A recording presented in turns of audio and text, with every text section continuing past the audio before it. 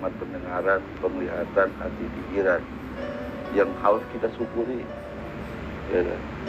Ketika Allah itu mencabut pendengaran, penglihatan hati kita, maka tak ada Tuhan di dalam diri kita.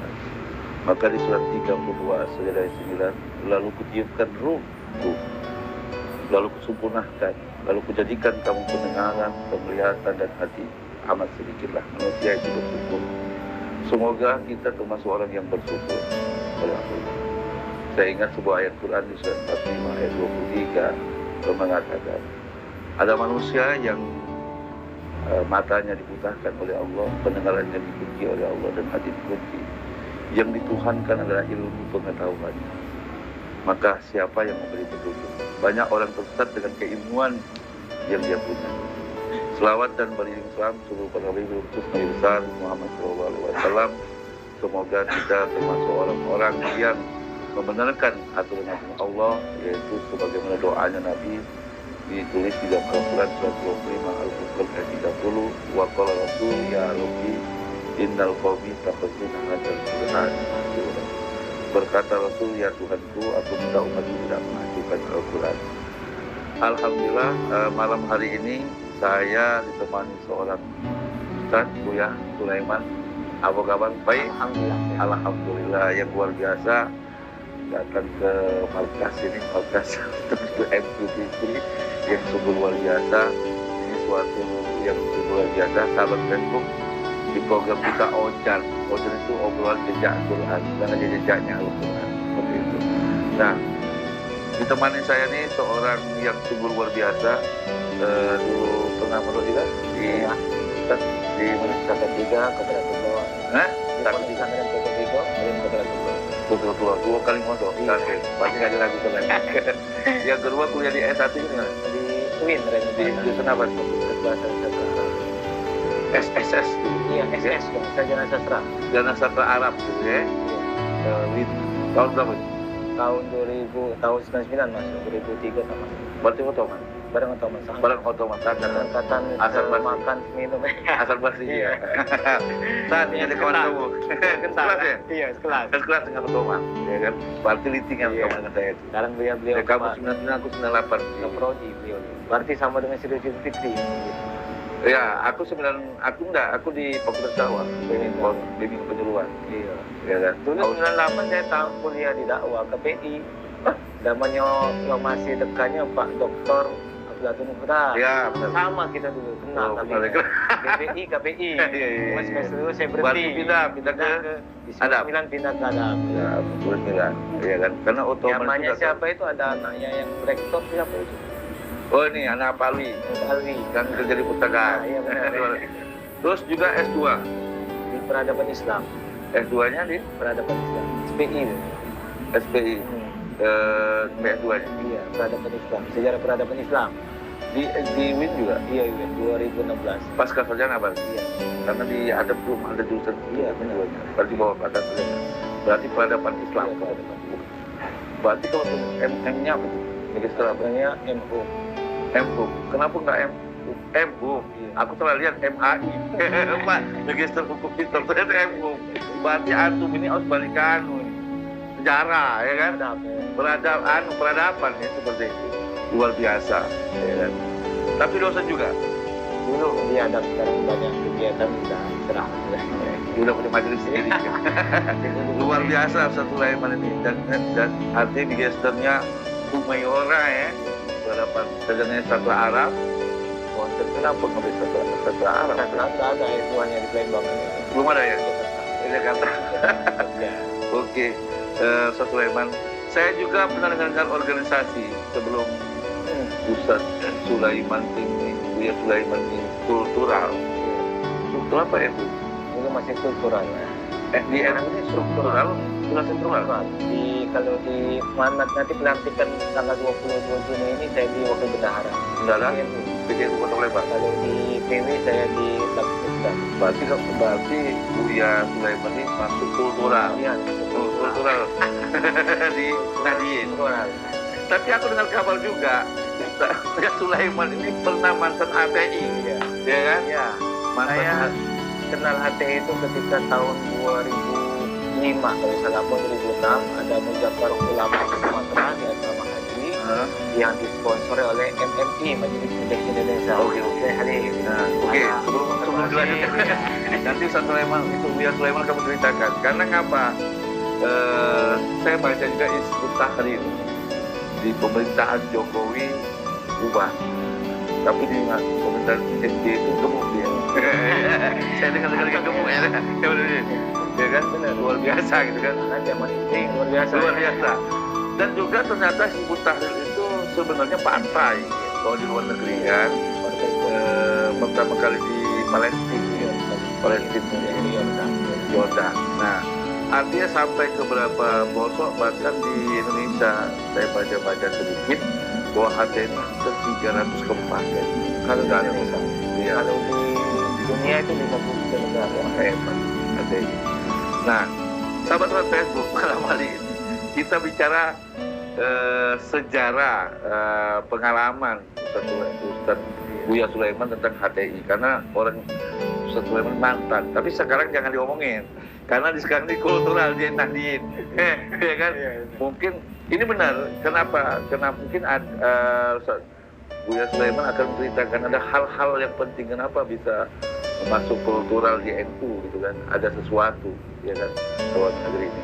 Tapi aku yakin di HTI semua organisasi yang katanya sampai 500 negara atau di Indonesia sampai 34 provinsi, 300 kabupaten, berarti ada ajaran yang luar biasa sebenarnya, yang baik mungkin ya, agar orang mau gitu kan. Silakan Ustaz Buya Sulaiman punya waktu, ruang nanti saya jawab. Dia menyampaikan itu tentang Hizbut Tahrir. Tafadhol.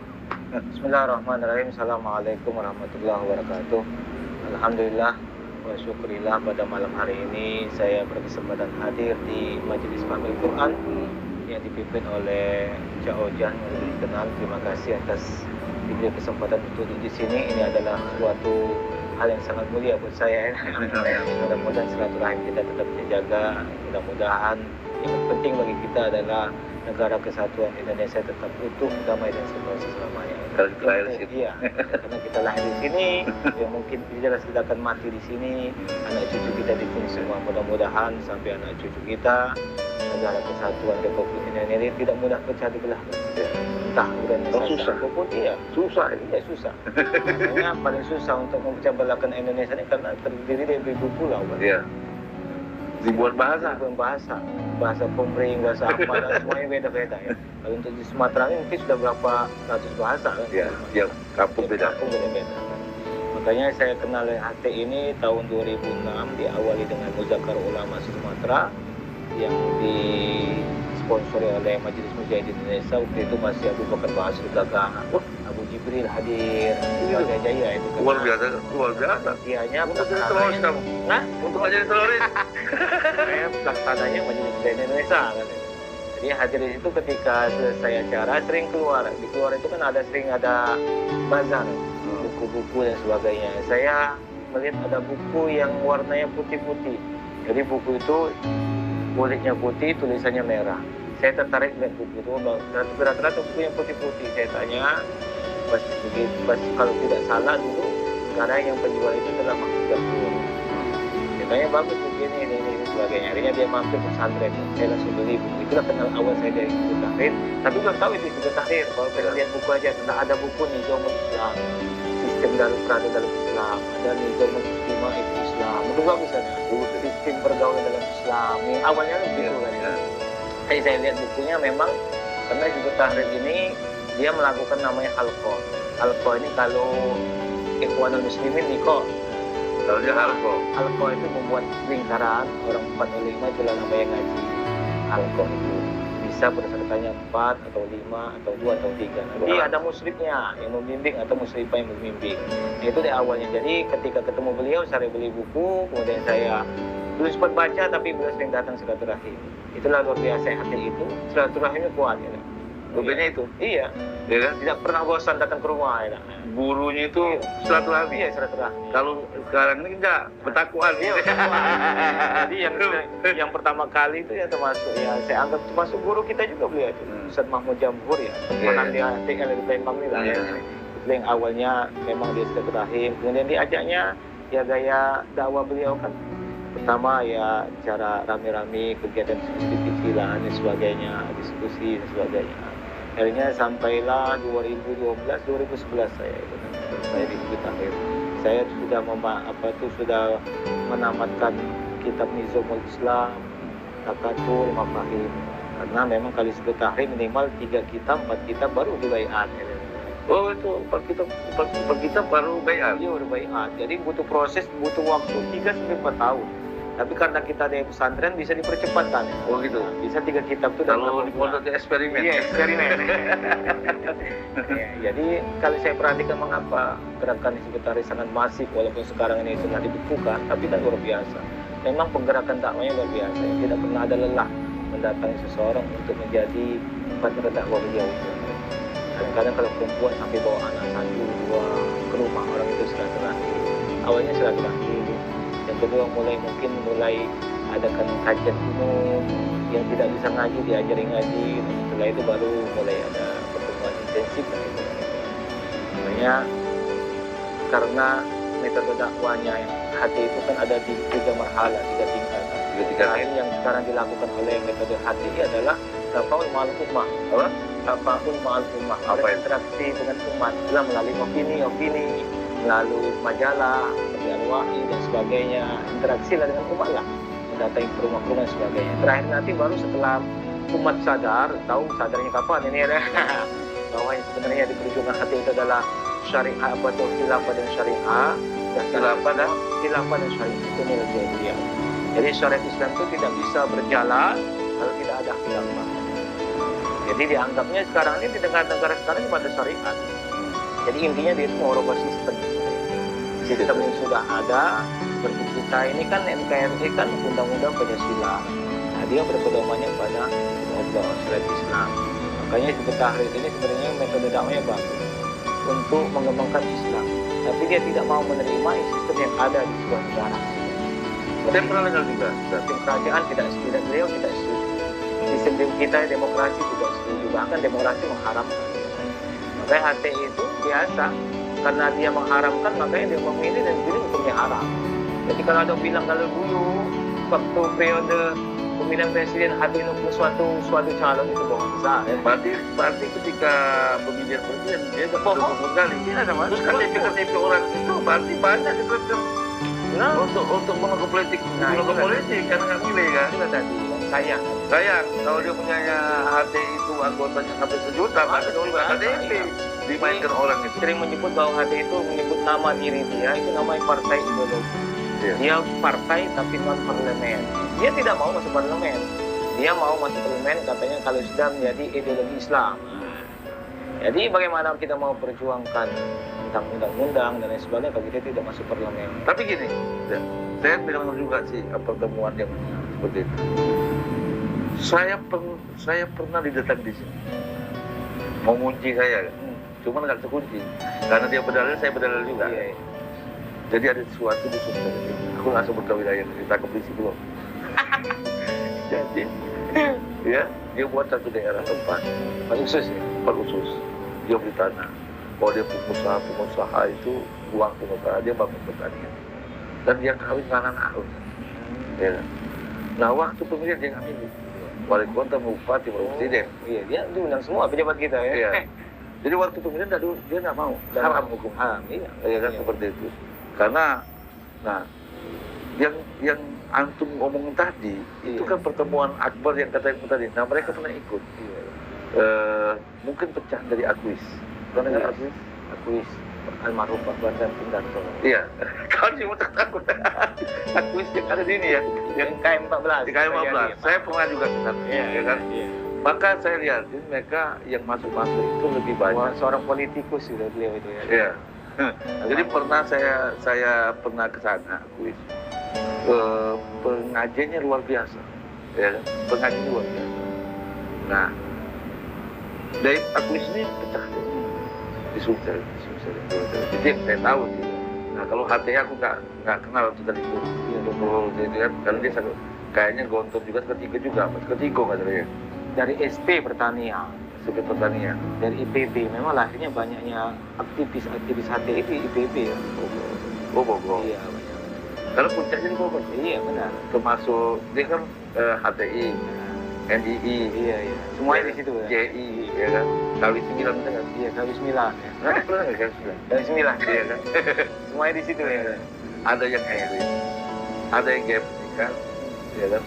Ada yang kayak ya ada ekstrim kayak yang kamu bahas itu kan ekstrim. Nah kalau yang NII yang di Zaitun Iya. juga gitu, tapi kan lucunya sama itu, mendirikan negara Islam semua kan. Ya bangsa.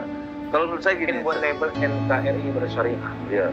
Jadi dari zamannya Bung Karno sudah ada TII kan. Nah orang-orang ini kan aktivis sekaligus dan lain-lain, termasuk Musadek. Musadek juga banyak juga itu. Termasuk KW 9 Musadek, ya kan, almarhum dah. Iya. Yang kan dia Musadek bergerak dengan bidang sosialnya. Ya, mungkin antum kenal jabatan gerakan pajak Nusantara, Nusantara bersihkan gitu kan. Tapi ketika kita sudah masuk, dia masuk di Abraham, ya kan. Nah, 3 serangkai inilah sebenarnya yang telah berjihad. Nah, ada berbagai pendidikan kayak ini. Tapi artinya yang perlu kita ambil kan bagaimana sistem dakwahnya, pengerekrutnya. Kalau direkrut untuk hal-hal yang baik itu bagus loh. Iya, Ya kan, seperti itu. Mengumpulkan orang untuk berkeyakinan dengan satu kelompok itu tak lama itu seperti itu. Nah mungkin artinya Ustaz sendiri pernah masuk di situ dan tertarik karena untuk berbayar itu juga bukan 3 atau 4 kitab. 3 sampai 4 juta. Itu untuk proses kalau yang biasa hanya 3 tahun per tahun. Makanya luar biasa. Makanya ketika dia sudah dibaiat, Siap mati. siap mati. Jadi sudah istilah kita itu menyerahkan semuanya. Disebut tahrir lah. Berarti kalau dia sudah belajar 4 kitab itu, ya, atau dipercepat mungkin nanti short temple ya agar untuk yang istilahkan, karena juga kalau di luar negeri kan jadi bom yang pencucian kota itu kan seperti itu. Ya kalau balikannya seperti saya mau membahas tadi kan banyak di April itu kamu tadi kan itu baliknya kalau yang kayak apa pengebom-pengebomnya mereka artinya mereka siap mati itu luar biasa ya. Sudah Terus mewakafkan diri lah. habis-habisan itu luar biasa. Mewakafkan diri. Islam. Mewakafkan diri Islam.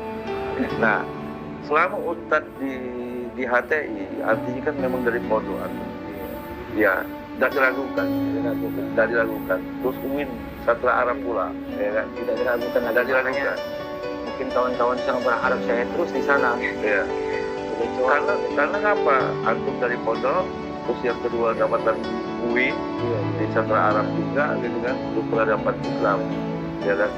Mungkin itu yang menjadi antum ikut tertarik gitu kan pertama kali. Apa yang membuat kalian tetap tertarik itu?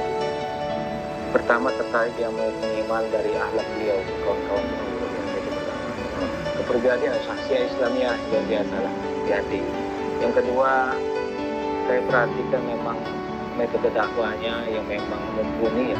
Tapi sebenarnya hati itu sebenarnya para aktivis hati itu banyak dari umum. Banyak dari Pertamina, Siri, sebagainya. Makanya zaman saya halang toko mungkin saya sendiri yang berpondok pesantren ya. Berarti dapat artinya luar biasa sebenarnya kan? Jadi dia ngaji misalnya ini nanti baca kitab Arabnya, nanti terjemahan. Jadi tidak mesti yang ngajar jadi muslim itu ahli bahasa Arab. Yang penting kalau dia sudah ngaji, dibayarnya sudah jadi muslim lah itu ya. Jadi tak kalau misalnya kajian tafsir tak mesti paham tafsir. ahli tafsir, makanya kadang-kadang di situ kadang-kadang saya perhatikan kok berguru tapi ya guru kita kapasitasnya mungkin lah. Ya, kita kan ya mungkin istilah kita kurang efektif ya, kurang wajar loh jadi guru. Dan kadang dari tamat SMA bisa jadi muslim. Yang penting dia sudah di halko berapa tahun berapa kitab dibayarkan sudah bisa menjadi muslim. Makanya saya sekarang belum bisa terjawab ini. Banyak aktivis hati itu banyak dari umum. Sarjana umum. Kenapa nggak diambil agama gitu? Iya. Mungkin kalau diambil dari Batam ya bengkok ya. Ya bengkok. Kan kalau kita lihat dari atas sampai ke bawah di pusat, dari timur tengah pun kadang kurang tidak terlalu banyak. Jadi bisa dihitung ke jari. Saya dari Siri mana. Gitu kan. Makanya kayak saya perhatikan memang cara metode beliau itu. merekrut memang orang-orang yang memang pemahaman agamanya kurang. Jadi ketika masuk di situ seakan-akan itu yang lebih benar pemahaman agama. Tidak seperti itu. Karena dia Semua masuk itu ini kalau ya, ya, masuk umum tadi. iya, Jadi dunia pondok petani juga nggak pernah kan, iya. lebih mudah Lebih dikunci. mudah dikunci. Makanya biasanya ya emak-emak yang memang dia tidak bisa ngaji masuk situ, belajar ngaji dulu, baru nanti bertahap belajar apa tentang ekonomi Islam, politik Islam sebagainya. Makanya saya perhatikan hampir mungkin 80-90% para aktivis HT itu banyak dari background pendidikannya umum. Berarti kalau untuk UIN sendiri, wah, sedikit mungkin ya. Sedikit ya. Paling banyak Iya, Sri kalau dari di Bogor itu IPB kan. benar. Kalau Bisa di jadi faktor menjadi mencari jati diri. Oh, yang ini yang benar, Islam yang benar. Jadi memang kelihatannya Tiga lagu Arabnya bagus. Iya, akhlaknya bagus. Memang kayak seperti kita dulu kan ada namanya ketika zamannya Ali ada Syiah yang mendukung Imam Ali kan ya, yang mendukung pemerintahan yang sah Imam Ali kan.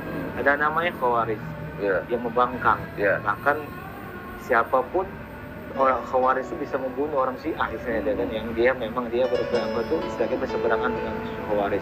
Khawarij itu ahli ibadah, luar biasa ibadahnya. Habis Quran pula. Tapi dia tidak mengakui Dia membunuh, tidak mengakui pemerintahan Ali bahkan membangkang. Makanya metode Hizbut Tahrir ini memang dia melalui pemikiran, tidak melalui kekerasan.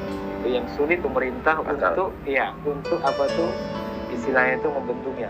Tapi kalau melalui kekerasan selesai kan. Besok kena tangkap beda. Melalui pemikiran inilah kan. Makanya konsep dakwahnya Hizbut Tahrir memang nilai jualnya ada dua.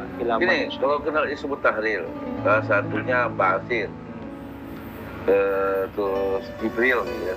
Sebenarnya bahasa Abu Jahil bukan Hizbut Tahrir, bukan. Tapi kayak penyamaan sama dengan pengen menerapkan syariat Islam di sebuah negara. Karena konsepnya bisa ya. Kalau Hizbut Tahrir mungkin kalau MMI mungkin mau menjadikan seperti NKRI Syariah cukup satu negara. Tapi kalau konsep HTI secara global seluruh dunia, misalnya Indonesia jadi khilafah, nanti dia mengajak negara lain dan sebagainya. Sama seperti masanya Khalifah Umar bin Khattab dan sebagainya. Makanya sekarang ini ya Hizbut Tahrir dianggap belum ada khalifah, dia mengambil sudah amir.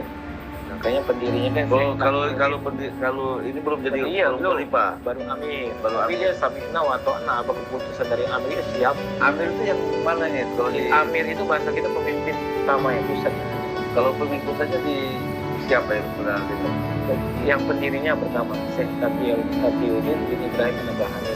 Nah sekarang ini yang setelah Taqiyuddin an-Nabhani meninggal baru Rusto. Itu kan di luar negeri, Timur Tengah pusatnya. Iya, makanya Syekh Taqiyuddin an-Nabhani ini kalau tengok biografi beliau, dia ini pertama pernah menjadi pengajar, pendidik, dosen dia. Ya. Entah dosen apa suatu sekolah lah. Yang kedua dia pernah menjadi qadhi, hakim. Jadi bisa jadi mungkin kecenderungan dia tidak kepuasan dengan pemerintahan. Ya. Bisa jadi ya dimulai gerakan itu munculnya Hizbut Tahrir itu. 1953 lahirnya. Ya, 1953. 1924 Turki Utsmani gugur. Jadi dianggap bahwa ada tingkatan hadis sebenarnya. Dia kan mengamalkan hadis kalau tidak salah Rawi Ahmad. Dan ada tingkatan. Tingkat pertama pada masa Rasulullah Khalifah 4. Yang ketiga Mulkan Adon. Mulkan Adon itu dianggapnya dari Khalifah dinasti Umayyah sampai Turki Utsmani. Kemudian Mulkan Jabriyatan setelah runtuhnya Turki Utsmani sampai sekarang ini kita termasuk Mulkan Jabriyatan, pemimpin yang diktator. Terakhir baru nanti muncul summa takunu khilafah ala min hajin nubuwah. Nah, jadi fase kelima yang diharapkan beliau ini. Sekarang dia hidup lagi berdakwah di masa tentang Mulkan Jabriyatan, pemimpin yang diktator. Jadi negara manapun yang tidak menerapkan syariat Islam khilafah dianggap. Dan bahkan saya baca datanya juga, ya sampai ke Belanda loh. Iya, Belanda, Jerman. Itu masuk di era Belanda, Jerman dan sebagainya, Swedia. Kalau biasa dakwahnya kan itu kan. Makanya mengapa sangat dilarang sekali di Indonesia? Ya, karena bertentangan dengan asas kita. Kan di luar negeri juga dilarang? Iya semuanya. Di Arab Saudi kan jauh-jauh aja. Kumpul sedikit dengan terkenal tangguh ya. Di Indonesia terakhir kayaknya. Iya, terakhir kayak memang sudah mulai agak sangat masif gerakan beliau ini. Kan. Ya zaman corona tapi masih halko beliau kan melalui via Zoom. Oh gitu. Jadi sebenarnya kalau pemerintah membukukan HTI sebenarnya kesulitan pemerintah tidak bisa mendeteksi. Karena organisasinya yang dihentikan. Iya, Tapi orang itu kan pemikirannya itu pemikir itu lebih bahaya. Iya benar. Iya kan? Nggak bisa dibunuh. Iya. Jadi karena kita sudah tahu ya, ada sudah bangun masjid, sekarang bangun sekolah dan sebagainya. Iya. Untuk direwet. Untuk direwet. Karena sekolahnya saya lihat deteksinya juga ada beberapa sekolah di Indonesia ini atau pesantren seperti rumah tahfiz Quran, ya kan? Yang banyak sekarang pondok pesantren tahfiz Quran yang memang rumah tahfiz Quran seperti itu. Artinya ya masuk ke situ, clear-nya di pendidikan, ya, pendidikan. Gitu kan. Tapi mereka clear pendidikan mereka memasukkan. Saya lihat di salah satu suatu tempat, saya pernah lihat juga, ya saya lihat juga datanya masuk sekolah HTI. Jadi dia ditutup sahadat perempuan, ya, yang sekolahnya. Jadi mereka di jab-jab yang luar biasa, artinya banyak pembelajaran tentang biasa kebanyakan apa Islamnya. Makanya dia sebenarnya termasuk ada itu yang memprovokasi supaya kita benci dengan pemerintah. Apapun kebijakan pemerintah nanti lain itu salah semua. Tapi ada satu lain lagi loh, bukan di HTI ya. Tapi saya pernah lihat juga satu aliran yang dipimpin oleh Mukhtar Ceng, Mila Abraham, ya kan? Kalau tapak silatnya kan Mukhtar Gina meninggal lah. Tapi kan orangnya yang 20.000 kemarin di Kalimantan itu kan mau mengikat negara juga itu, khilafah yang dulu Kalimantan Barat ya, dipulangkan itu cuci otak juga itu. Iya. Ya kan? Sampai kebun terjual, semua lahannya rumah terjual, pegawai negeri bersih kan seperti itu. Artinya cuci otaknya luar biasa. Apakah yang Mila Abraham ini bagian untuk mendirikan negara Islam juga, ya kan, khilafah juga, cuman kan ketahuan, gitu kan. Jadi banyak versinya, ya kan, seperti itu. Kayak NI kan, ya kan. Nah, nanti kalau dikumpulkan organisasi NI, Mila Abraham, HTI, ya kan, mungkin yang agak halus-halus masuk di DPR loh, Sah. Iya, benar. Benar kan tahu ya, nah. Ya kan? Kan namanya pemikiran orang kan masuk di DPR bahaya loh. Iya, benar. Ya kan? 10 orang aja dosa aja, 50 anggota Dewan Kota Palembang. Ada 10 orang HT, orang Gempar lah itu ya. Gempar lah itu, gitu kan. Cuma kan lalu salah baik kan seperti itu. Nah, artinya yang kesulitan pemerintah secara organisasinya memang hilang. Iya, benar. Ya kan? Tapi gerakannya luar biasa ya kan. Masih ada gerakannya. Ada. Saya paham betul ya. Ya kan? Antum yang artinya mantan HTI pasti tahu gerakan-gerakan. Gerak-gerakan tempat-tempatnya saya tahu. Iya, seperti itu. Artinya bagaimana sekolah-sekolahnya. Iya. Aku juga deteksi kok di sekolah-sekolahnya HTI. Iya kan? Makanya sekolah HTI itu kan biasanya dia sistemnya ya izinnya non formal biasanya ya. Jadi jasanya nanti jasa paket. Mengapa dia jasa paket? Jadi menghindari upacara bendera. Karena upacara bendera haram lah dia. Iya. Belajar PPKN hukumnya haram. Belajar tentang apa itu tentang pemerintahan sekarang hukumnya haram. Ya, itu biasa begitu ya. Masalahnya kan gini. Jadi anggapnya kalau kita melaksanakan upacara bendera, menyembah bendera, pemahaman beliau itu. Padahal kita bukan mau menyembah, menghormati. Iya. Sebuah aset negara itu ada di bendera kita. Tapi bendera HTI lain loh. Iya itu, dan anggapnya itu dianggapnya sebagai aliwa al-roya. Dan bendera Rasulullah kan bendera Rasulullah kan ada aliwa roya. Ada tulisannya hitam, emasnya putih. Ada tulisannya putih, emasnya hitam. Itu boleh dihormatin juga? Hah? Merah putih nggak boleh. Ini boleh, lain oke boleh. Kalau aliwa roya itu ada dua biasanya dia. Satu untuk mungkin diletakkan nanti ketika khalifah berdiri di sebuah tempat pemerintahan. Ada bendera yang dia bawa ketika mau melakukan perang, medan perang.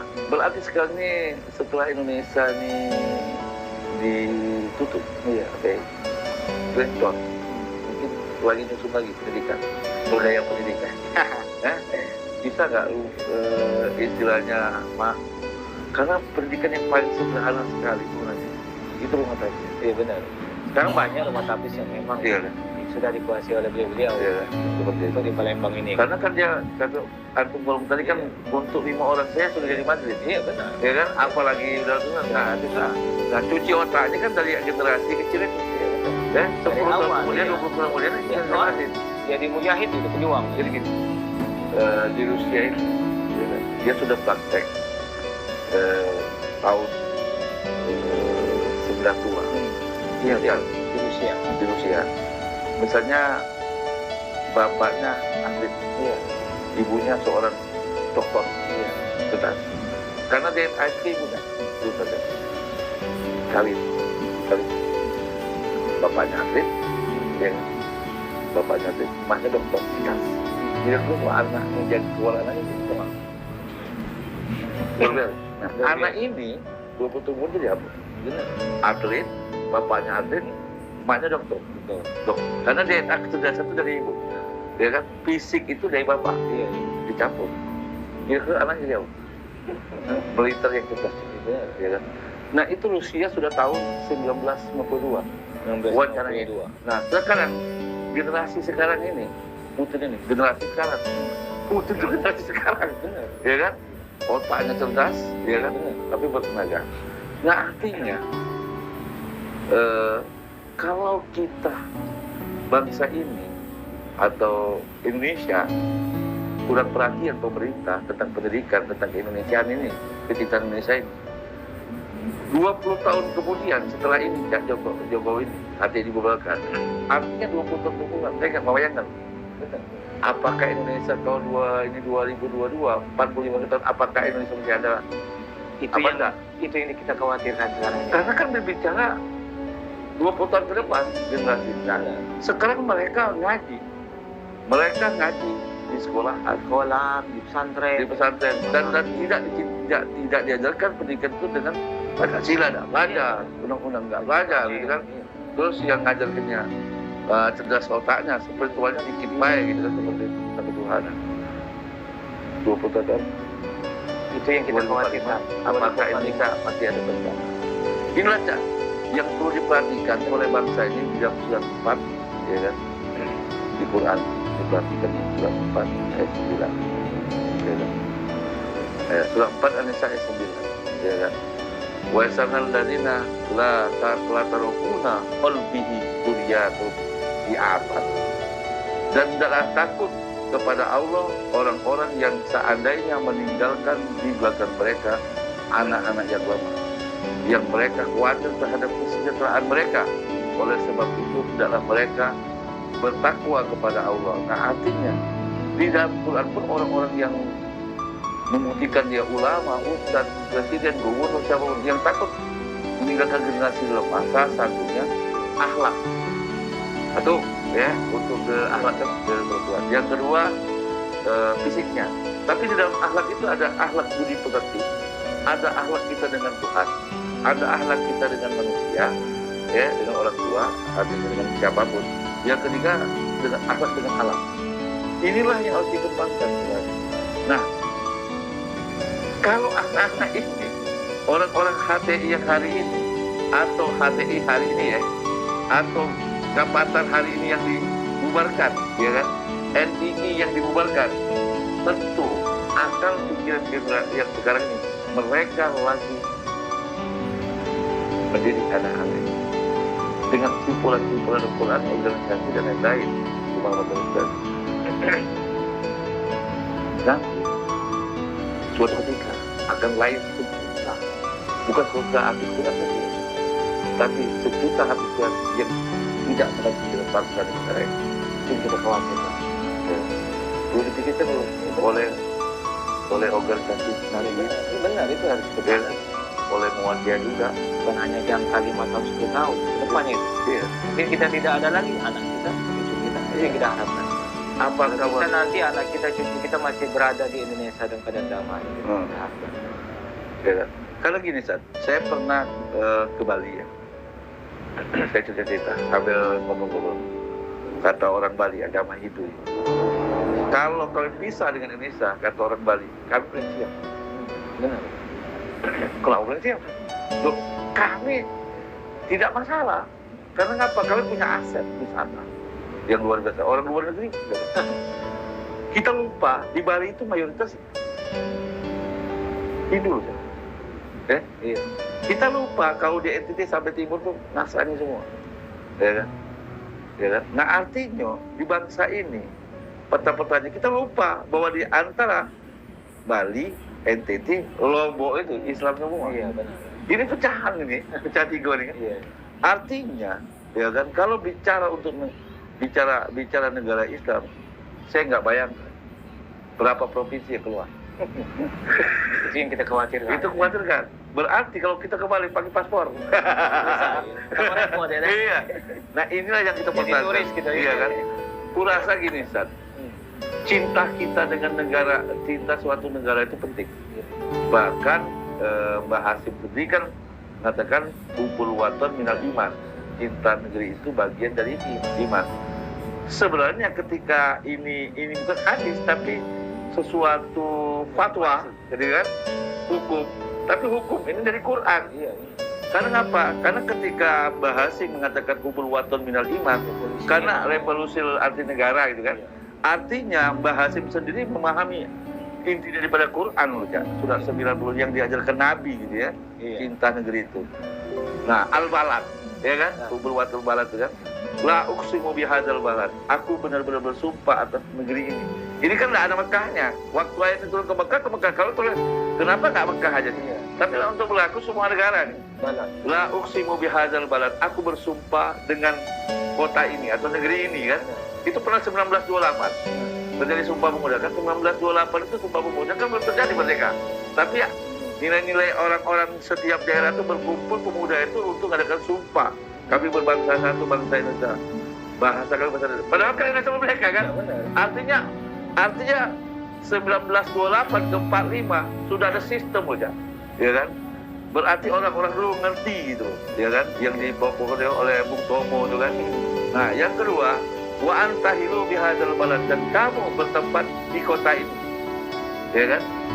Ini kan Muhammad bersumpah ini kan. Cuman kan ini berlaku untuk kita sebenarnya. Wa walidi wa walad, dan demi bapak dan anak kita. Jadi kita hari ini mencintai negeri, merawat negeri. Sebenarnya bukan untuk kita mati sebenarnya. Anak cucu kita. Nah ini yang dipinta oleh Mbah Hasim agar Nahdiyin, ya, ketika Kiai Dahlan diminta untuk menjaga dan merawat bangsa ini, karena mereka itu yang berjuang kan seperti itu. Tidak semudah itu menjadi negara Islam. Karena Indonesia ini adalah teruji gitu loh, seperti itu. Artinya menurut saya gini, pemahaman khilafah itu sendiri, ya kan, sebenarnya kan pada dasarnya itu partai di suatu tahun 1951 kan, ya. Artinya orang-orang yang ketika itu di negara Islam, di negara itu Jordan, dia jadi orang hakim tidak sependapat dengan keputusan komunitas negara itu, hukum polisi itu. Tapi kan hukum di negara itu kan Islam. Iya benar. Iya kan? Negara Islam. Kenapa hukum Islam tidak Islam? Iya kan? Jadi kan waktu itu Jordan, ya kan, terus negara Islam, dan dia tidak sepakat kok negara Islam tapi hukumnya tidak sesuai dengan hukum Islam. Benar nggak? Benar gitu, ya kan? Maka dirilah partai Hizbut Tahrir untuk memadukan negara Islam tadi kan. Tujuan si pendiri ini benar aku cak. Tidak ada kuasa dari pemerintah. Nah sekarang kita kan beda, ya kan? Karena negara kita sudah lahir Pancasila, undang-undang dan lengkap. Karena kita macam-macam suku dan macam agama, kesepakatan semua, ya kan? leluhur kita istilahnya. Tuh, yang kedua, bagaimana mengucapkan hukum syariah? Hukum suku normal aja kita nggak sanggup perubahannya. Coba di Kerinci, kan? Jadi di Kerinci saya pernah berapa kali dakwah itu. Hukum adat itu lebih kuat loh, dari hukum negara. Dia jadi kiai itu harus tunduk dengan hukum adat. Jadi kiai. Iya, makanya mereka menggunakan apa? Fatwa mereka itu kan ada adat syarat berkitabullah. Ya kan? Jadi adat dia itu bersada kitabullah. Jadi hukum adat itu, jadi kalau antum ustaz di Kerinci, ya kan? Itu nunduk patuh dengan hukum adat gitu kan, yang menentukan nebang pohon dan lain. Artinya nggak usah kita berbicara untuk merubah negara Islam. Di setiap daerah itu punya hukum adat. ya kan? Tidak bisa dirubah ya. Tidak bisa dirubah, ya kan? Nah, ada kejadian, saya pernah ke Padang. Kelompok-kelompok ini ingin merubah hukum adat Padang, Iya. ya kan? Nggak bisa, nggak mau lah orang-orang Padang. Tapi nggak mau hukum ini. Artinya, jadi kebiasaan-kebiasaan kami yang luar biasa yang dianggap mereka norma yang baik mau dirubah dengan hukum syariat itu nggak mau. Karena mereka hukum adat itu bersanding sara katanya. Bersanding kita berubah. Apalagi mau merubah sistem yang ada. Merubah sistem. Jadi kalau dia mau merubah negara, mau merubah negara Islam atau hukum Islam, kurasa nggak bisa. Karena Indonesia ini sukunya banyak, pasti adanya banyak. Iya. Bahasanya banyak, beda-beda. agamanya juga banyak. Iya. Jadi menurut saya kalau negara Islam mungkin lah ya, ya kan, seperti itu, ya kan, Kayak di Timur Tengah kan. kayak Timur Tengah. Cuman di Timur Tengah juga nggak aman, Benar. ya kan, seperti itu. Mesir itu kan hancur, Di Mekah aja sistem itu syariat Islam, tapi ini diterapkan sepenuhnya. sebenarnya artinya ada hukum yang diterapkan yang lain. Gitu. Apalagi Ustaz yang bisa disampaikan ya dengan ini, ya untuk anak-anak cucu kita mungkin minimal kawan-kawan presiden tahu dengan HTI kenapa dilarang bangsa ini. Yes. Pertama itu tadi, sebenarnya kita ini masuk di perang global, perang ideologi dunia global. Perang ideologi dunia global. Bukan perang dunia, perang ekonomi Iya, bukan. Jadi ketika suatu ideologi masuk sebuah negara, maka dia akan semua masuk negara itu sendiri. Tapi kalau dia hanya ekonomi, masuk ekonomi saja. Pendidikan pendidikan saja. Tapi sekarang terjadi perang ideologi. Jadi menganggap kalau dari Hizbut Tahrir itu kan ada 3 ideologi di dunia ini. Pertama, ada 3 ideologi Islam yang sedang diperjuangkan HTI. Ada namanya ideologi dalam bahasa istilah dia kita beliau itu nama Somalia, kapitalisme. Kalau kapitalisme kan Fasluddin Alin Hayam, memisahkan antara agama kehidupan. Ada ideologi Istirokiyah wa Su'iyuhiyah. Adalah namanya komunis dan sosialis. Jadi sebenarnya yang sekarang terjadi gejolak di dunia itu ada perang ideologi inilah. Perang ideologi Islam, Iya. kapitalis, Komunis, sosialis. Iya, benar itu. Saya perhatikan itu ya memang. Makanya ketika ideologi sebuah negara sudah masuk ideologi baru bisa dikuasai dengan melalui ideologi, maka dia akan bisa menguasai negara itu. Yang HTI itu pikirnya Iya. jadi HTI mau mau berubah ideologi tadi. Iya, jadi ideologi yang sudah ada mau dirubahnya. Gawat. Itu yang jadi yang sering sekarang terjadi itu. Memang gembolan-gembolan komunis, komunis tuh, karena komunis lainnya sosial. Benar. Ya kan? Tapi saya baca tentang apa komunis, sebenarnya dia berkaitan dengan sosial sama rasa kan. Gitu. Tapi pemahaman itu kan kadang-kadang karena kepentingan ideologi yang lain maka menjatuhkan, sebenarnya bagus semua. Sebenarnya sistem dan ideologi bagus semua, tinggal penerapannya saja. Yang ada bagus individunya. Indonesia sudah bagus, ada undang-undang Pancasila bagus, cuman yang melaksanakannya, Pak. Ya, Tuhan sila pertama, Iya, Tuhan pertama Maha itu tidak berjalan. Tidak berjalan. Malah sila kedua, nggak usah bicara Tuhan. Sila kedua, sila pertamanya nggak terjalanin. Dia ketuhanan yang Maha Esa. Kalau berketuhanan yang Maha Esa, dia arti manusia bertuhan itu dia benar-benar Tuhan, dia harus melakukan keadilan sosial gitu. Benar. Ya kan? Baru timbul persatuan. Bagaimana keadilan sosial orang nggak bertuhan kok? Iya, benar. Karena ketuhanan kita baru proses katakan kemana aku tuh minta keadilan itu belum adil kan, baru ke ketuhanan, baru ke KTP-nya doang kan, ya benar. Ya kan?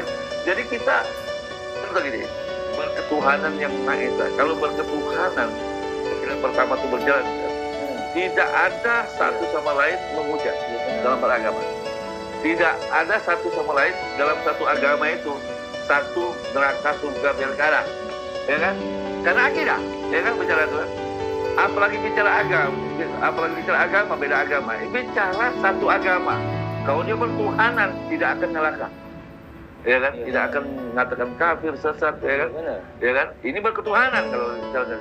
Nah, apalagi yang dimaksud Bung Karno ini bukan ketuhanan yang Maha Esa itu berbeda agama, berbeda sekte dan pemahaman. Kamu itu rakyat Indonesia, sudahlah berketuhanan, berkeyakinan masing-masing. Iya, benar. Tidak satu sama lain menyalahkan seperti itu. Nah hari ini kan susah kita pertama ini. Ya kan?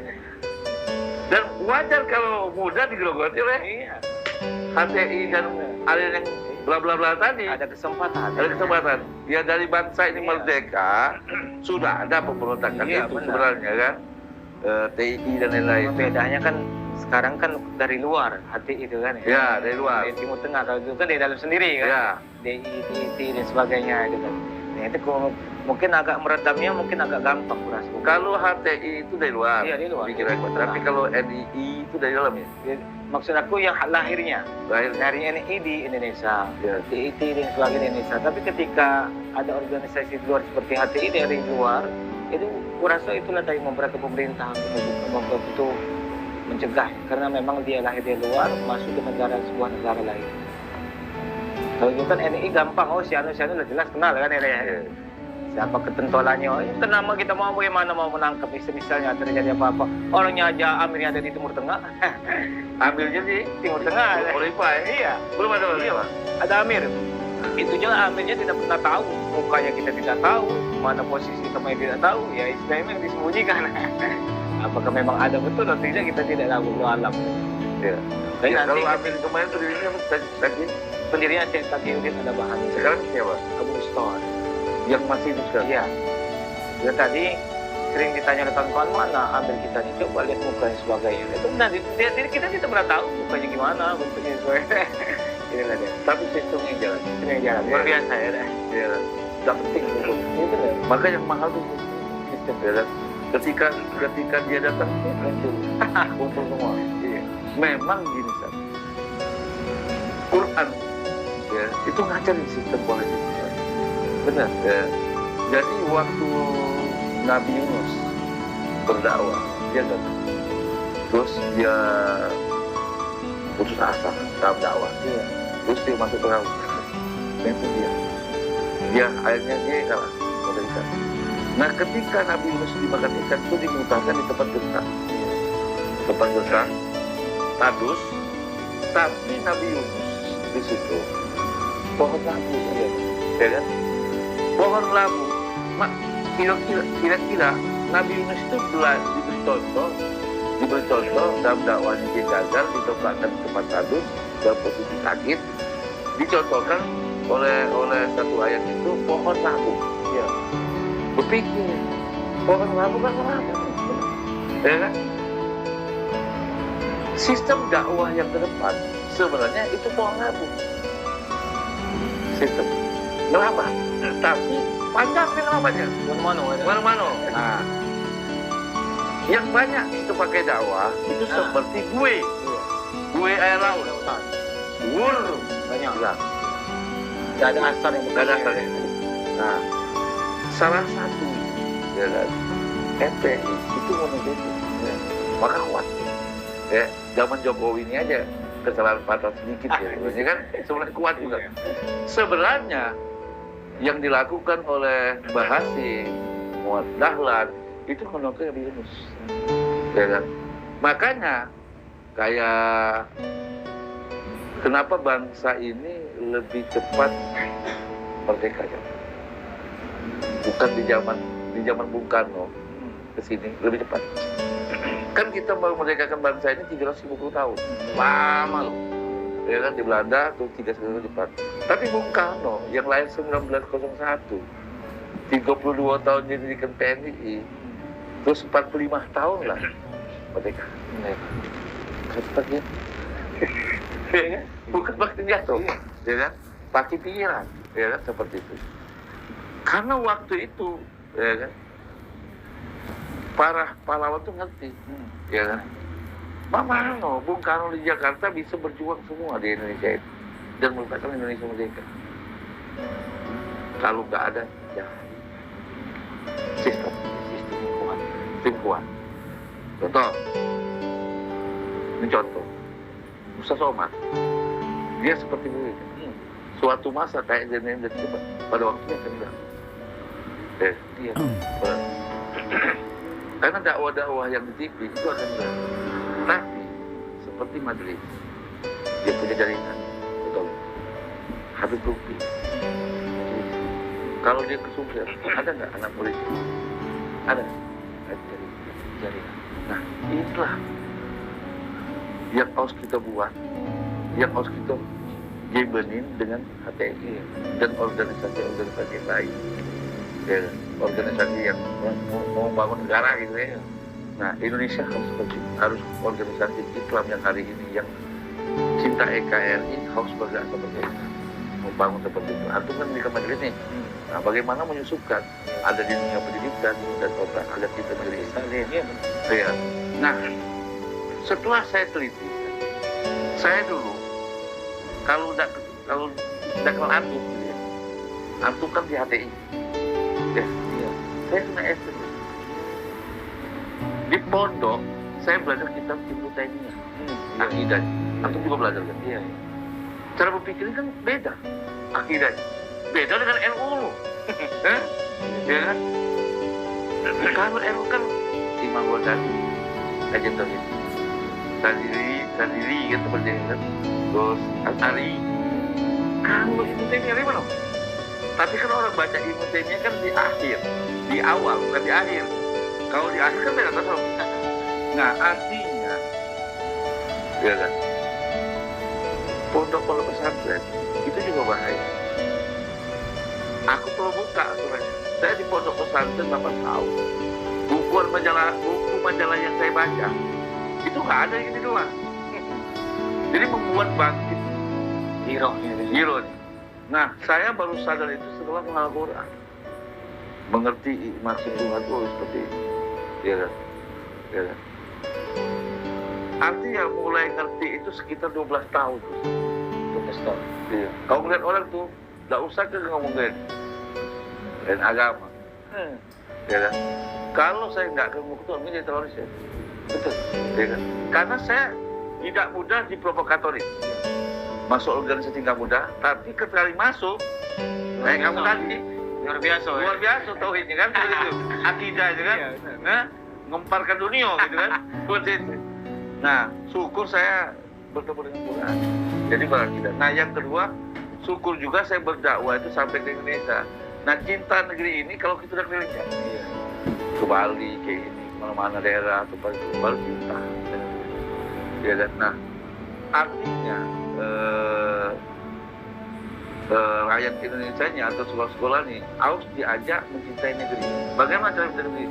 Coba setiap wilayah sekolah itu diadakan turis di tempat misalnya dia di daerah Bali, ini ya, daerah apa Bali ke Jawa, atau juga daerah ini apa, daerah Sumatera Bali gini, agar mengerti, ya kan? Lu punya bangsa besar seperti itu, budaya dan adatnya.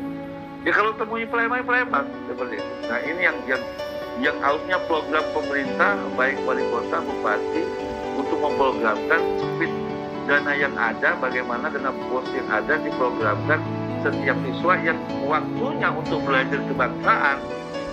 Ada pelajaran SMP, misalnya pelajaran Pancasila, peradaban. Satu pembelajaran inilah yang harus dipilihkan. Ya.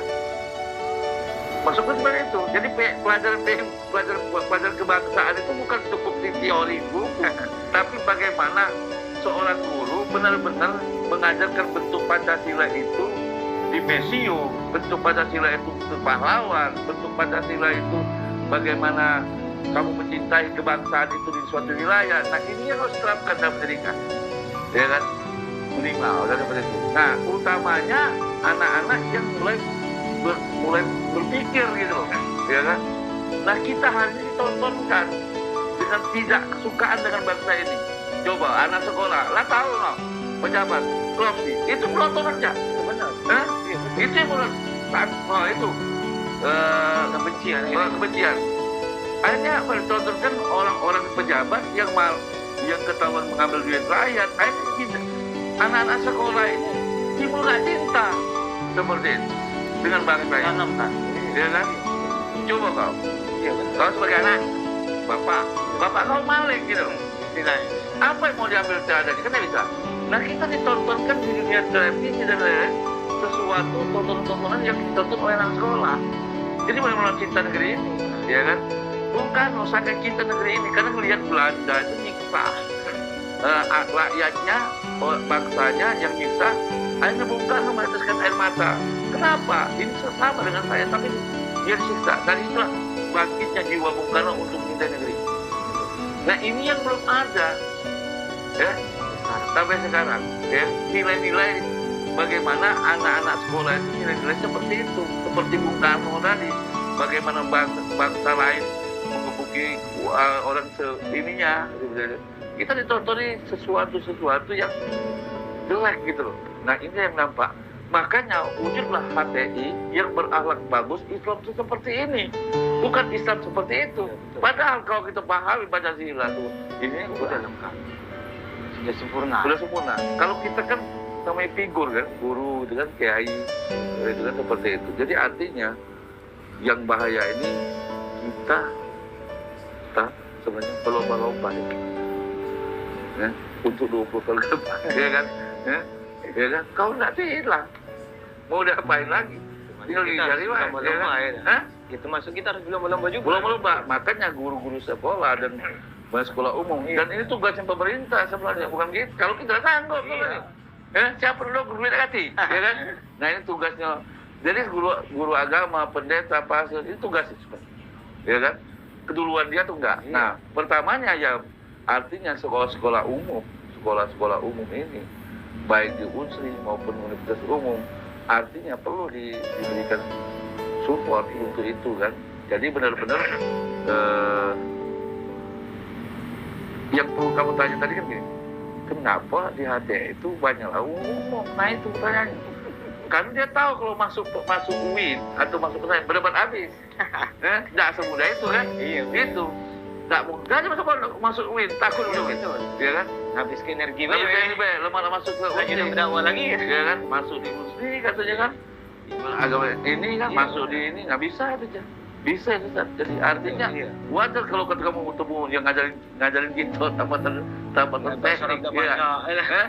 Baca Quran juga tidak, ya. Baca Quran belum belajar. Nah itu sampaikan itu, ya kan? Lucu ya. Nanti lucu, ya kan? Kita seperti itu. Nah ini yang bisa. Jadi silakan sampaikan lagi sebelum kita tutup diskusi luar biasa. Ya, mudah-mudahan. Jadi sebenarnya tema kita kan mengapa HTI dilarang negara.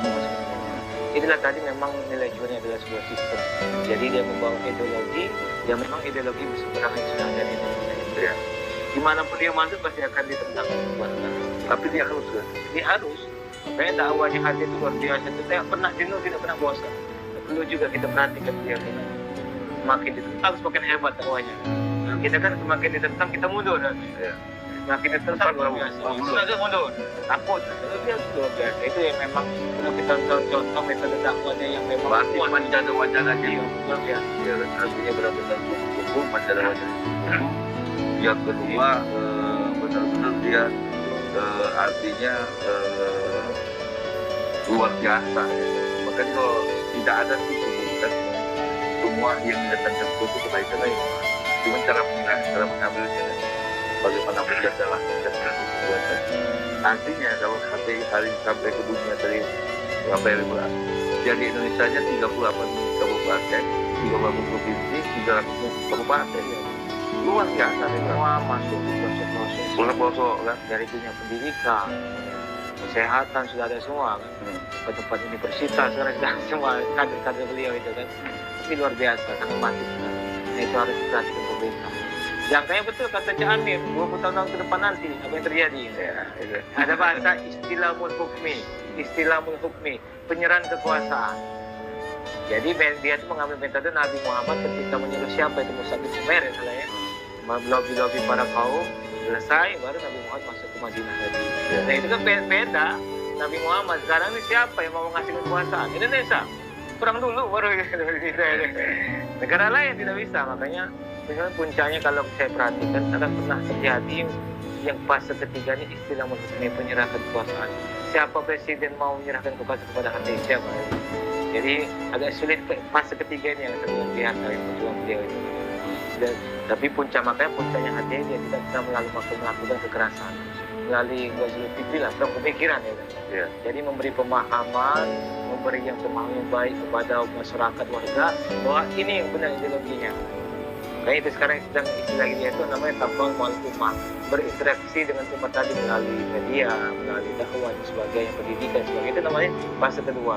Yang ketiga nanti setelah banyak kader mungkin di Indonesia mungkin dari 230 juta, 30 juta aja mau merubah sistem menjadi sistem khilafah, bisa jadi. Bisa. Tapi 200 juta mau kemana kan? kita.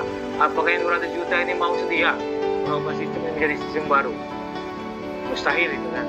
Makanya saya perhatikan mungkin bisa jadi ketika terjadi nanti 40-20 tahun akan datang itu kan puncaknya tidak mungkin pemerintah menyerahkan peran.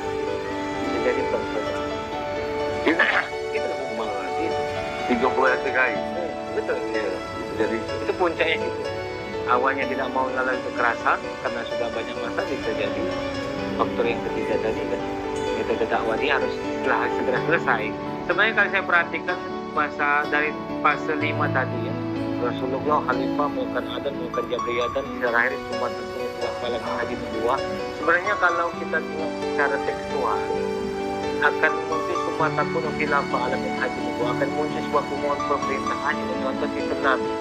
Sebenarnya saya perhatikan hadis itu awalnya, saya kaji pribadi saya. Sebenarnya yang diperjuangkan itu betul. Tapi bukan versi HTI yang khalifah sekarang ini khilafah, tapi itu mungkin bisa jadi Imam Mahdi. Bisa jadi ya, Imam Mahdi. Ya bisa jadi yang perjuangkan. Karena di belakang juga ada Imam Mahdi kan? Iya. Imam Mahdi mau turun. Iya. Imam Mahdi mau turun. Nah, jadi katanya dakwah juga perlu tunggu berjuang dulu nanti.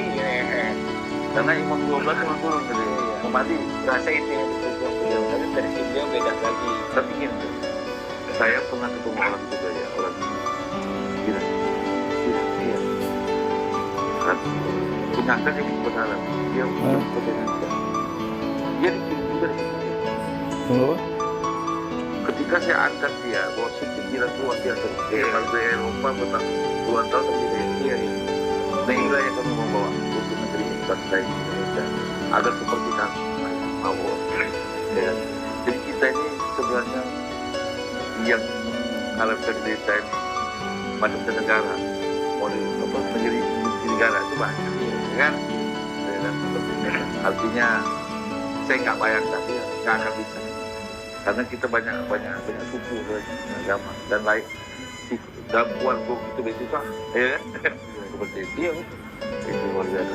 Mungkin ada lagi yang sampaikan untuk pesan-pesan kepada kawan-kawan terakhir sebenarnya semua negara itu ada sistem. Entah itu republik, itu kerajaan, semua sistem itu bagus. Tidak ada yang tidak bagus.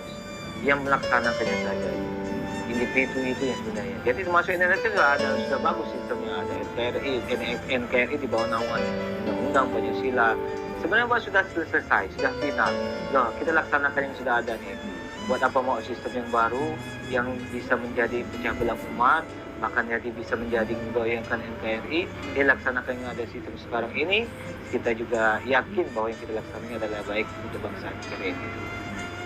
Oke, sahabat Facebook dimanapun kita berada, ini diskusi kita luar biasa.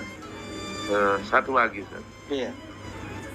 Ciri-ciri HTI di sekolah tuh kayak apa? Hah? Di sekolah-sekolah. Mungkin kan ada sekolah-sekolah tuh yang simbol-simbol ini kan, tapi kan namanya HTI.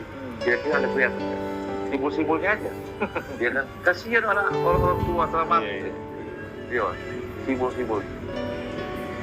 Simbol pertama jelas kalau dia melakukan seperti acara-acara inti ada simbol bendera tadi, bendera La ilaha illallah itu.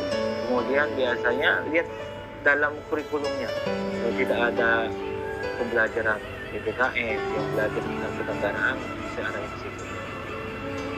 Dari segi pakaian, kemudian istilah kita dari kurikulumnya sudah beda, tapi biasanya dia melalui sistem ya kelompok belajar Pak. Jadi Kenapa tidak bisa datang diri kan? Hah? Dia pakai misalnya SD ini, tapi dia biasanya pakai sama nipu gitu kan ya. Pak, SD. Iya. Ya, aku tahu paket. Iya. Tapi kan masalahnya Oh, berarti kalau dia sekolah Kalau dia apa tuh misalnya pendidikan, dia langsung daftar formal pendidikan langsung, dia harus ikut ikut aturan. Hari Senin upacara bendera, di situ nanti ada kurikulum PPKN dan sebagainya. Maka dia menghindari itu. Maka dia biasanya lebih cenderung kepada levelnya sekolah dasar Islam, tapi nanti pas ujian akhir kelas 6-nya biasanya ijazah. bisa nggak katakan diniat? Kalau Pesantren kan nggak, kayak pesantren kan ada tidak harus izin dengan Diknas. iya benar. Kayak banyak menjamu sekarang. Kan pesantren nih, Iya. kayak pesantren kan ada pesantren yang disamakan, ya kan? Tapi pemuatannya memang ada kurikulumnya kan. Nah, ada yang pesantren dia tidak belajar apa 50% agama, 50% umum, tapi ijazahnya disamakan. Ada, ya kan? Saya kan sama, Iya, sama. karena di pondok aku pesantren itu tidak ada MTS, padahal pondok. Jadi pas tamat dari pondok sekolah pertama itu. Ya ujian tapi di pondok belum belajar PMP, Iya, masih ada. PSBB, ya kan? Sejarah Indonesia belajar, Iya. sejarah dunia kan belajar itu, ya kan? Iya. Lengkap. Biasanya cenderung ke kurikulumnya beliau. Nah, kalau dulu zaman kita dulu kan Iya. belajar itu, Iya benar. ya kan? Walaupun pesantren ini kan, nah nggak tahu berarti kurikulumnya. Yang takutnya Itu kan biasanya kurikulum dimasuk tentang sistem pemerintahan, mulai dari tidak banyak Nabi Rasulullah, khalifah, sistem yang baik terus gitu kan. Jadi biasanya mulai mengarahkan ini sistem yang paling baik, sistem sekarang yang paling baik. Biasanya anak-anak sudah ditanamkan dari sekolah dasar. bahaya. Iya, itu berbahaya sekali. Jadi ketika itu kan dia memang sudah hilang cinta negara kesatuan yang sudah mulai pudar. Apalagi pelajaran dikurangi pula. Kurang pula, ini lebih cenderung banyak, makanya metode dakwah beliau itu bagus. Di pendidikan dimasuk bisa biar mereka bisa memasukkan pemikiran-pemikiran beliau pada pesantren. Hari ini kan begitu berjamunya rumah-rumah tahfiz Quran. Karena rumah tahfiz Quran itu udah kan tidak berizin. Ya. Di setiap sudut kelurahan, bahkan setiap kelurahan biasanya untuk beberapa rumah tahfiz. Ya. Kalau rumah tahfiz Qurannya izin, biasa pendidikan. Rumah tahfiz Quran perlu tercipta juga rumah tahfiz Quran. Karena jangan-jangan juga masuk. Jadi ada standarisasi, misalnya rumah tahfiz minimal ada satu yang habis Quran di 30. Ya memang harus ada, Iya. rumah tahfiz Quran memang ada, ya kan? Cuman kan mereka punya kepentingan masuk situ. Ya minimal orang itu sedikit kaya, Iya. karena dibiayai, ya kan? Karena rasional tadi sekarang banyak loh Ustaz dari pesantren tidak pondok, tidak bukan dunia pondok. Dan jadi pesantren Dia bukan teman-teman pondok, dia belajar spiritual, akhirnya tidak ke pondok, benar. ya kan? Benar. Yang kita tamatan pondok pesantren, kalau kita butuh, banyak ke pondok. Ada kita lebih paham ya. Ya kan? Lebih paham. Jadi dunia ini seperti itu, ya kan? Jadi kadang ini ada modal, kan juga loh ini. Iya lagi kalau apalagi kita dari rumah. Kan nggak ke pondok dan luar kan ada, nggak rumah tapi dari luar ada kan? Iya kan? Dari timur tengah asalkan sistem saya, ilmu saya itu masuk di situ, ya kan? Seperti itu. Ada memang, saya ada satu keluarga itu di suatu daerah kecil, ya kan? Dia tidak berbalik ke tempat, tidak berbalik. Bahkan karena jadi diberhentikan di sekolah SD itu terus masuk ke sekolah dia. Iya. Di Sukses. Iya. Jadi itu ada itu makin masuknya di pelosok desa. Ya kan? Iya. Di pelosok desa. Ketika saya ngisi di pengajian NU itu ada cerita situ.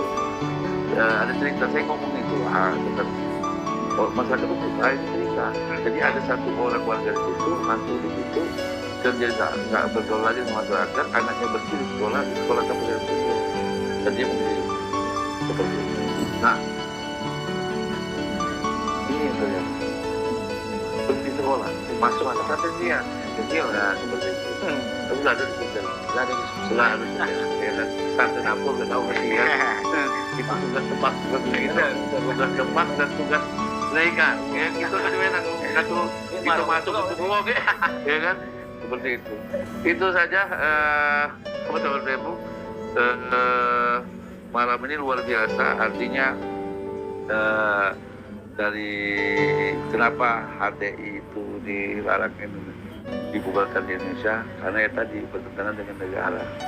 Artinya undang-undang kita udah bagus, Pancasila udah bagus, ya kan? Semuanya udah bagus, cuman kalau nggak bagus tuh orangnya. Iya, benar. Jadi artinya nggak ada yang nggak bagus itu, ya kan?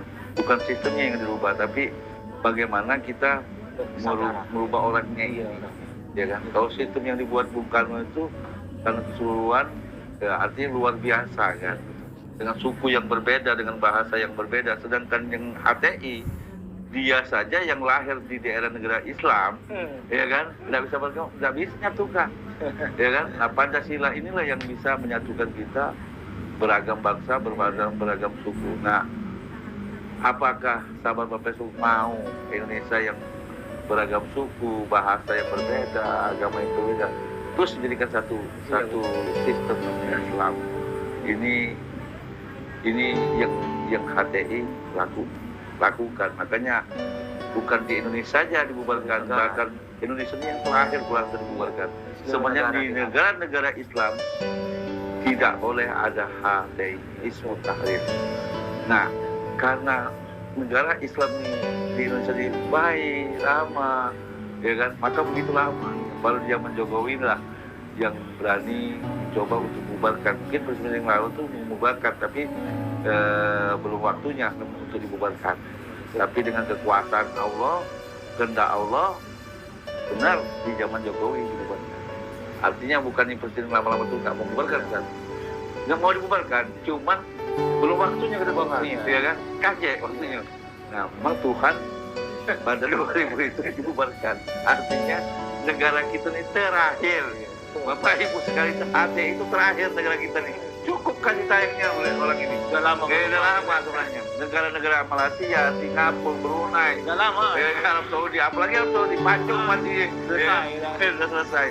Artinya negara kita mengubarkan HTI itu adalah bukan apa-apa, karena negara-negara Islam pun tidak menyukai itu juga, seperti itu. Dan dia akan merusak budaya kita, merusak nilai-nilai leluhur yang diajarkan leluhur kita, dan nilai yang diajarkan ke timuran hilang. Makanya benar kata Buya Sulaiman, kalau ini tidak diperhatikan ke depan, ya kan, 20 tahun ke depan bisa bahaya kan, kalau kayak ya kan, karena dia ngedon.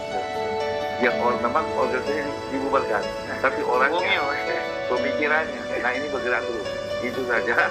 Sahabat-sahabat sekalian, terima kasih Ustaz Buya Sulaiman yang hadir malam hari ini. Kita bahas tentang peradaban. Aku baru jelek peradaban berarti. Tidak harus ini. Kita bicara peradaban Muawiyah itu kayak mana, kan seperti itu. Artinya nggak harus mau digali, itu nggak artinya sistem.